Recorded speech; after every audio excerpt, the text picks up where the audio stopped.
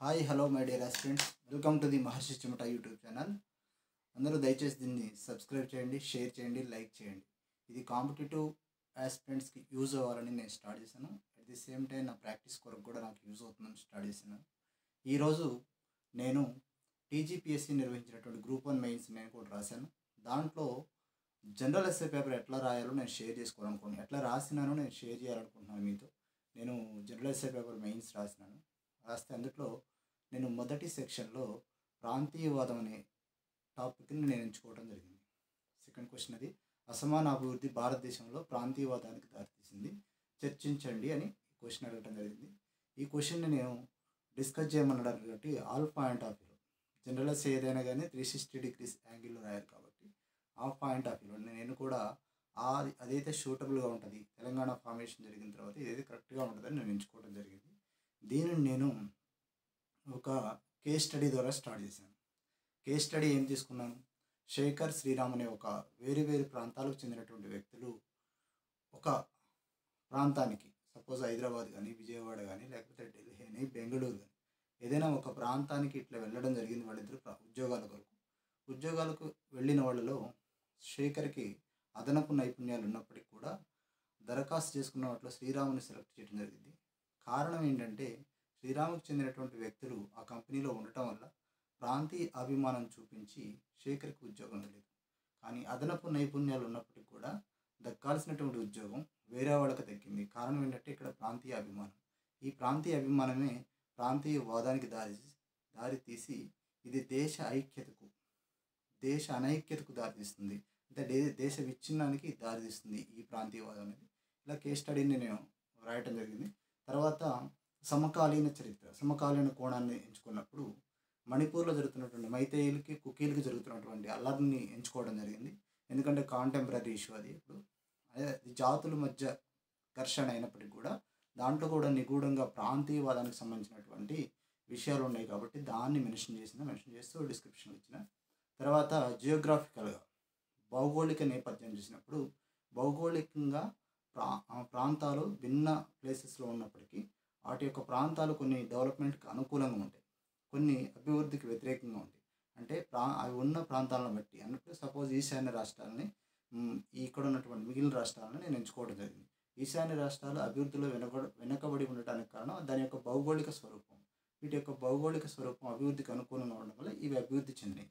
అంటే భౌగోళికంగా కూడా దీని పాత్ర ఉందని, అంటే ప్రాంతీయ వాదానికి దారితీయడంలో దీని యొక్క పాత్ర ఉందని తెలియజేయడం నా ఉద్దేశం. అది చారిత్రకంగా చూసుకున్నప్పుడు ఫజల్ అలీ కమిషన్ నేను మెన్షన్ చేసిన. ఫజల్ అలీ కమిషన్ ఎందుకు వచ్చింది, హడావుడిగా రాష్ట్రాల్లో ఏర్పాటు జరిగింది, డిఫరెంట్ రీజన్స్లో ఉన్నాయి.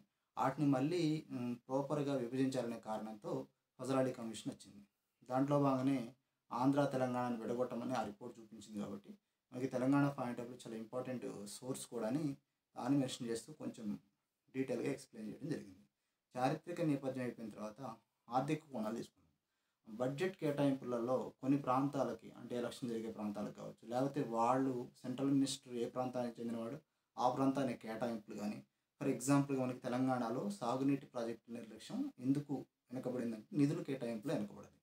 ఆ నిధుల కేటాయింపు ఆర్థిక కోణానికి సంబంధించింది కాబట్టి నేను ఆర్థిక నేపథ్యాన్ని రాసినప్పుడు ఇది మెన్షన్ చేస్తూ రాశాను. ఇంకా నెక్స్ట్ రాజకీయ కారణాలు, కొన్ని పొలిటికల్ యాస్పిరేషన్స్ మేరకు కొన్ని వాదాలు ఎత్తుకోవడం జరిగింది. ప్రాంతీయవాదాలు అంటే రెచ్చగొట్టడం కానీ ఇట్లాంటి, అంటే కొంతమంది ప్రజల్లో ఉన్నటువంటి అసంతృప్తిని రాజకీయంగా మలుచుకొని కొన్ని రాష్ట్రాలు ఏర్పాటు చేయటం కానీ, సపోజ్ ఛత్తీస్గఢ్, ఉత్తరాఖండ్ కానీ, జార్ఖండ్ కానీ, ఇట్లా కొన్ని రాష్ట్రాల ఏర్పాటు రాజకీయ కారణాలు ప్లస్ ప్రజల్లో ఉన్న అసంతృప్తి ప్రాంతీయవాదం మూలంగా ఏర్పడినటువంటి రాష్ట్రాలు కాబట్టి వీటిని మెన్షన్ చేస్తూ రాయటం జరిగింది.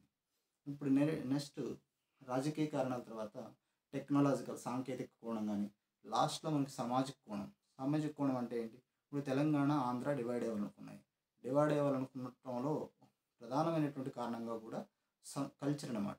తెలంగాణ కల్చర్ని వాళ్ళు అవహేళన చేయటం, అంటే మన భాష, మన సంస్కృతి, మన ఆచారాలకు సంబంధించి ఇది సామాజికంగా ఇది ఇంపార్టెంట్ రోల్ అనమాట.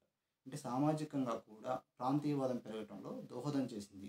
సామాజిక కారణాలు కూడా ఉన్నాయని తెలంగాణకి ఆంధ్రాకి మధ్య ఉన్నటువంటి డిఫరెన్స్ని ఇక్కడ మెన్షన్ చేయడం జరిగింది. లాస్ట్లో ముగింపుకు వచ్చేసరికి ఈ ఈ నిస్వార్థ రాజకీయాలు, ఈ నిస్వార్థ నిధులు కేటాయింపు, ఈ నిస్వార్థమైనటువంటి ఉద్యోగాల కల్పన ఉన్నట్లయితే భారతదేశం అసమాన అభివృద్ధికి లోను కాదు. ఇలాంటి ఐడియాలజీ, ఇలాంటి దృక్పథంతో రాజకీయ నాయకులు, ప్రభుత్వం ముందుకు వెళ్ళినట్లయితే మనం వికసిత భారత్ 2047ని చేరుకోవటానికి మనం ముందు వరుసలో ఉంటాము. ఏ రాష్ట్రమైనా కానీ ముందు వరుసలో ఉంటే వికసిత్ భారత్ 2047ని ప్లస్ విశ్వగురుని రెండింటిని మెన్షన్ చేస్తూ ఇండియన్ డెవలప్మెంట్కి ప్రాంతీయవాదం అడ్డుకట్ట వేస్తుంది అని చెప్పడం దీని ఉద్దేశం. అంటే పైన చెప్పినటువంటి అంశాలు చారిత్రకంగా, భౌగోళికంగా కొన్ని అంశాలన్నీ మిళితం చేసి ముగింపులో ఇవ్వడం జరిగింది. ఇది గ్రూప్ 1 జనరల్ ఎస్ఐలో నేను ప్రాంతీయవాదానికి సంబంధించినటువంటి నేను రాసినటువంటి క్వశ్చన్. యాక్చువల్గా నేను ఇంతవరకు మెయిన్స్ ఎప్పుడు రాయలేదు, ఫస్ట్ టైం రాశాను. ఇది ఎంత మేరకు మార్క్స్ అది గెయిన్ చేస్తానని నేను చెప్పలేను. యాక్చువల్గా మంచిగా రాసిన అనుకుంటున్నాను ఈ క్వశ్చన్, ఎందుకంటే మంచి ఇంట్రడక్షన్ మంచిగా ఇచ్చింది కాబట్టి దీని మీద ఎక్స్పెక్టేషన్స్ ఉన్నాయి జనరల్ ఎస్ఏ. నెక్స్ట్ వీడియోలో నేను పర్యావరణ మార్పులకు సంబంధించి జనరల్ ఎస్ఏ ఎట్లా రాశాను అనేది నేను ఎలా రాశాను అనేది మీకు చెప్పడం జరిగింది.